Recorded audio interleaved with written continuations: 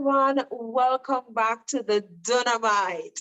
I'm your host, Popsan Francis, and this is where we share powerful testimonies. We are back with part 2 with Janiel Salmon, sharing her journey, moving from one country halfway around the world to the London School of Economics. Janiel, if they missed part 1, we're going to link it here, right? So just click the link somewhere on screen and you'll be able to get that.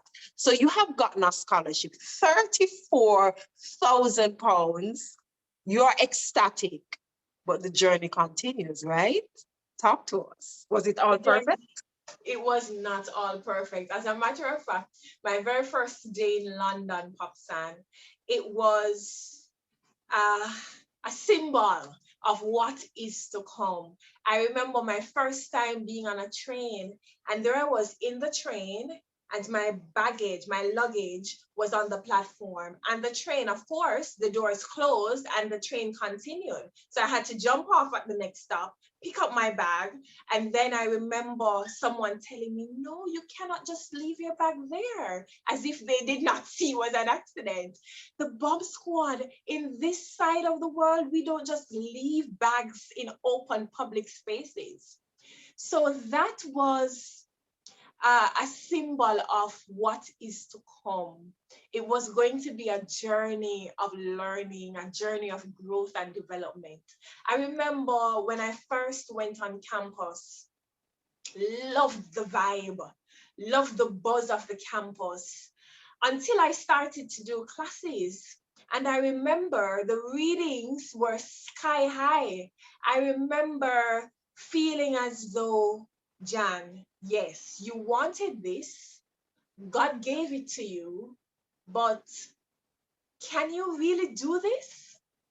You know, that spirit of fear, that spirit of inadequacy, that spirit of feeling like you do not belong in a space. That was what I was feeling in the midst of my blessings, right in the midst of my blessings. I remember. What a powerful point, though. God, we pray and we fast. And even if you're not a Christian, you hope that there's someone up there listening. And that someone, you don't even know, give the person a name.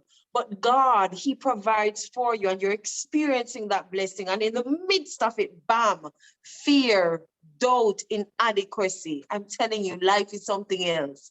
Go ahead, Shadi. Popsy, it's something else. And I remember that feeling of insecurity. It grew within. When I did my first paper and I got the feedback from my professor, and trust me, it was way less than what I was used to. And I started again to feel, God, I don't belong here. I remember going back to the basics. I remember learning Philippians 4 verse 13 as a child. And I'm sure all the church girls and the church boys can say it with me. It will just reel off the tongue. I can do all things through Christ who strengthens me. And I remember sticking that on the mirror in my apartment and thinking every single time that I had an assignment and I felt the doubt, I felt the insecurity creeping in, I remember just glancing at that verse on the mirror. And though it wasn't magic, it wasn't magic. It was just the little inspiration that I needed.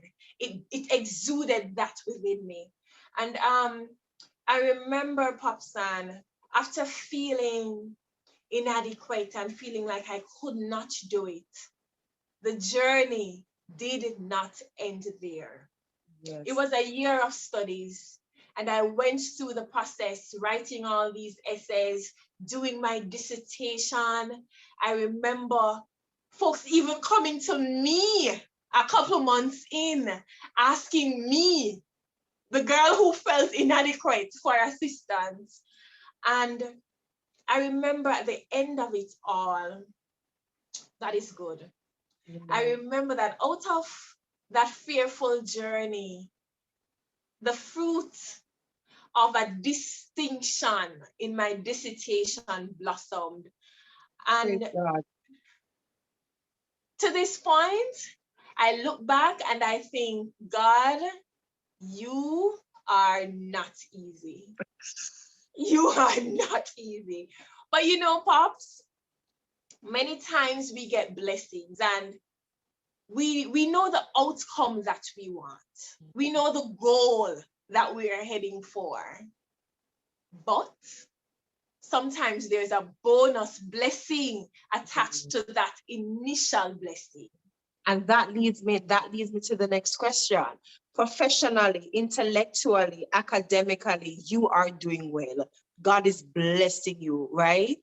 But what about the spiritual life? Because so many times when people leave their homelands and they go to a foreign land, it's like, oh God, I'm going to put you in a box, put you in a corner, and I'll forget about you because I need to enjoy myself. Was that your experience? Talk to us about that.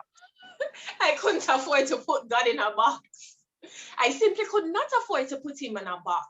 Remember, after feeling less than and feeling as though I needed a platform, you know what I mean?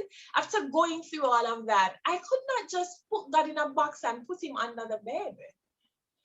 I got baptized at 9 rather. And the seed was planted then. But you know, church girls, we're going to be church girls. And while I would have been going to church, you know all the hymns, participating in Sabbath school and AY, I did not know God. I knew of him, but I did not know God intimately. And I remember it was in London that I had to dig deep to find God and to lean on him. Because in moments like those, there's nothing else, there's no one else that you can call upon to help you with a paper, to help you with a dissertation. And even if there is, you can't be calling upon that person 24/7. You know what I mean? And your so it was family, I'm sorry, your family is on the other side of the world. 5 hours behind in terms of time. And I remember having to lean on God with everything, every single fiber of my being. I remember there were moments when I felt as though I was just going to jump on a plane and come back home. Mm-hmm. I remember there were moments when I felt, I just can't do this. And in those moments, you just have God. That's all. He's all you have. And he is such a good God. In looking back, I see how he would have arranged every single thing to allow my spiritual journey to grow. Because right across from the apartment where I was, about 200 steps away, there was a church. So I found a church family. And now, because I was knowing God more, I wanted to spend time with him and to spend time with like-minded people. And so what would have been me just sleeping away on a church day on the Sabbath, Because you love to sleep. Because I love to sleep. Girl has to get her 9 hours of sleep. And I remember now waking up to go to church in time for Sabbath school. And this was not in the warmth of Jamaica's climate. I tell you, when in the height of winter, that was me in my jacket, in my tam and my boots, and I was walking to church, or I was visiting a friend's church by taking the bus. And so what I thought initially was a blessing in terms of professional blessing. God, in all his wisdom, transformed it into a spiritual blessing where I got to know him, know more about his character, and to have him as a friend, not just as a big man upstairs sitting and watching things going on and orchestrating, but as an intimate friend and father. Amazing, amazing. It's like as you're talking, I'm also reflecting on my experience with God and the many testimonies I've heard. And God has this desire to be close to us, whether you're a Christian or not, whether you're baptized at 9 or 90. He wants us to continue to have that relationship with him. And even if it means, as it were, unnerving us, right? And seemingly putting things out of place and moving us out of our comfort zones, sending you halfway around the world where you knew no one in order to have that closeness with you. Absolutely amazing. Did your spiritual journey end there? Are you, after that, coming from London and returning home to Jamaica, perfect Christian? Everything is good? Yay. Oh, girl, please. Absolutely not. It's a journey, and the journey continues. The journey continues because as you asked that question, my mind immediately went to a session that was hosted by Dunamis a few weeks back with Dr. Shauna K. Wilkes. And it was all about personality types, how to unearth the strengths, how to be aware of the downfalls of your personality. And as Dr. Shauna K delved into the subject matter, I recognized that I have certain dreams and certain aspirations that I want to be manifested. But because of my personality type, Popsan, the personality type I'm speaking about is wanting things to be perfect, wanting to be very detailed, to know everything from the very beginning. I want it all figured out. That strength can very well work against me. And so it's really a journey of development. It's a journey of learning. It's a journey of growth that continues for sure. Every single day, it's a journey. Wonderful. In fact, I think it would be useful if we link that video with Dr. Shauna K. Wilkes right here talking about the personality types. Yeah. God has a way of moving things around, even things that seem negative, things that seem to be going against us in order to give us what we need most. And sometimes we don't even know what we need most. Janiel's journey, part 2, moving you from all over the place just to ensure that you have that relationship with him, and also blessing you materially in terms of your education and your professional acumen. Jani, I call you Jani. That's right. You think you need to tell them why? Because we No, are not yet. no. All right, not yet. As we close, what encouragement would you have for a young person, even an older person? But let's talk to especially those in our age group, young persons. You're in your 20s, you're in your 30s, maybe you're even older. Maybe you're not a Christian, or you are a Christian and you feel as if your back is against the wall and God is just doing all these things to you. You're not even sure if there's a God. What would you say to that person? As you ask that question, Popsian, it's a very important question. Many times we find ourselves in situations like I did. For the very first time, I remember feeling like I could not accomplish something that had to do with school because you're always acing school. I remember feeling inadequate about education. And it was something new to me. Many times as young people, we feel certain emotions, we undergo certain situations that are unfavorable.